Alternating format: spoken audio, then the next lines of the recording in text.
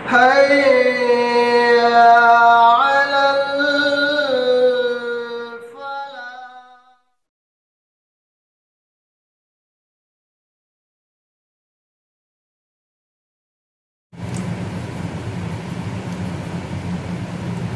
الحمد لله رب العالمين والصلاة والسلام على سيد المرسلين وعلى آله وصحبه أجمعين أما بعد.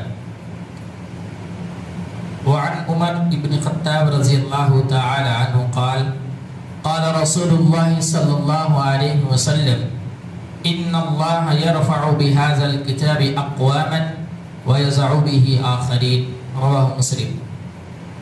حضرت عمر بن خطاب رضی اللہ تعالیٰ عنہ بیان کرتے ہیں کہ اللہ کے رسول صلی اللہ علیہ وسلم نے فرمایا بے شک اللہ اس کتاب یعنی قرآن کے ذریعے کچھ لوگوں کو بلندی عطا فرماتا ہے اور کچھ لوگوں کو پستی کا شکار کر دیتا ہے.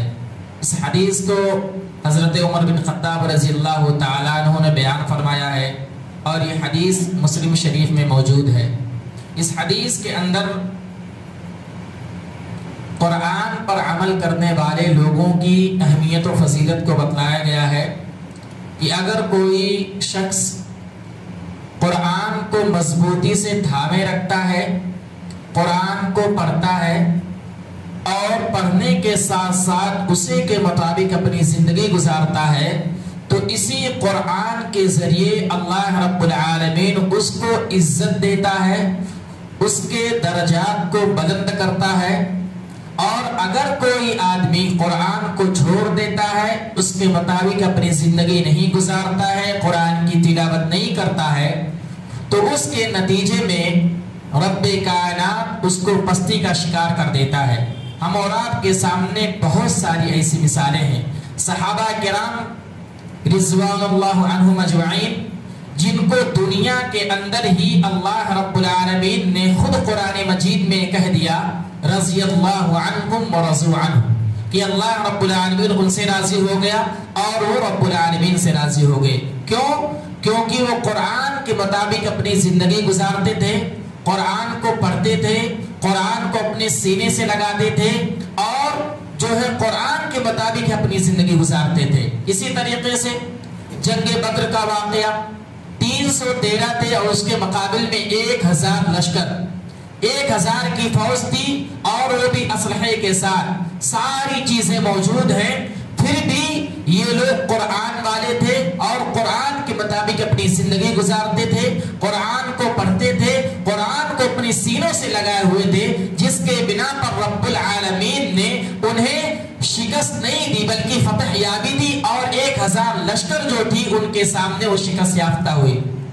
قرآن سے ان کا لگاؤ تھا، قرآن کو پڑھتے تھے، قرآن کے مطابق اپنی زندگی گزارتے تھے، جس کے بنا پر رب العالمین ان کو ہر جگہ سرخرو کرتا تھا. وہ کبھی نہیں ڈرتے تھے، جنگ ہو، کوئی بھی چیز ہو، آندھی آئے، طوفان آئے، مسکرا کر کے جواب دیتے تھے، کیونکہ وہ لوگ ایمان والے تھے اور قرآن سے محبت کرتے تھے، قرآن کے مطابق اپنی زندگی گزارتے تھے، جس کے بنا پر رب العالمین نے ان کے درجات کو بلند فرمایا. اور جو لوگ قرآن کے مطابق اپنی زندگی نہیں گزارتے ان کو اللہ رب العالمین نے پستی سے ہمکنار کیا. آج ہم اور آپ اپنا معاملہ دیکھ لیں، آج ہم اور آپ مسلمانوں کا معاملہ دیکھ لیں، دنیا کے اندر کسی بھی خطے کے اندر مسلمان جہاں کہیں ہے پریشان ہے، کیونکہ اس نے قرآن کو چھوڑ دیا، اللہ کے فرمان کو چھوڑ دیا، نبی اکرم صلی اللہ علیہ وسلم کے فرمودات کو پشے پشت ڈال دیا، جس کے بنا پر ہر جگہ وہ ذلیل و خوار ہے، ہر جگہ پریشان ہے، ہر جگہ ستایا جا رہا ہے، ہر جگہ مارا جا رہا ہے، کیونکہ ان کا لگاؤ قرآن سے بہت ہی کمزور ہو گیا، جس کے بنا پر اللہ رب العالمین نے ان کو پستی سے ہمکنار کیا، اللہ رب العالمین نے انہیں ذلت و رسوائی کا سامنا کرنا پڑا.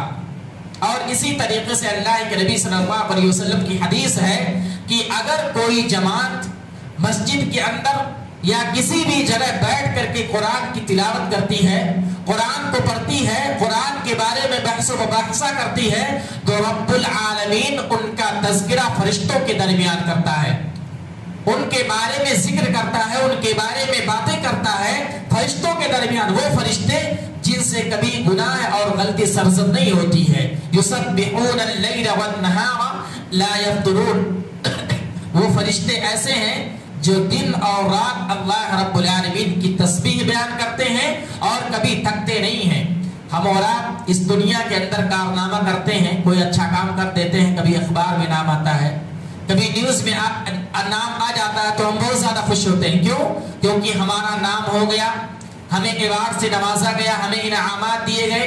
لیکن اگر کوئی آدمی قرآن کی تلاوت کرتا ہے, اللہ رب العالمین کا ذکر کرتا ہے, قرآن کی تلاوت کرنے کے ساتھ ساتھ اس کے فرمودات کے مطابق اپنی زندگی گزارتا ہے, اس میں غور و فکر کرتا ہے, اللہ کی نشانیوں کو تلاش کرتا ہے, تو اللہ رب العالمین اس کا ذکر خود کر رہا ہے. وہ رب جو پوری دنیا کا بادشاہ ہے, پوری دنیا کا چلانے والا ہے, وہ تمہارا ذکر کر رہا ہے. اور کس کے درمیان کر رہا ہے؟ وہ فرشتے جو نور سے بنائے گئے ہیں, وہ فرشتے جو کبھی غلطی نہیں کرتے ہیں, وہ فرشتے جو ہمیشہ رب العالمین کی تسبیح و تحلیل کرتے ہیں, ان کے درمیان ہمارا اور آپ کا تذکرہ ہوگا. اگر ہم قرآن کی تلاوت کریں گے, قرآن کو پڑھیں گے, قرآن کو سینے سے لگائیں گے, تو اللہ رب العالمین کی نظر میں ہم برگزیدہ ہوں گے, اللہ رب العالمین کی نظر میں ہم شفا یاب ہوں گے, اللہ کی نظر میں ہم تعظیم و تکریم والے ہوں گے, عزت والے ہوں گے, بلند درجات والے ہوں گے. اس لیے ہم اور آپ قرآن سے لو لگائیں,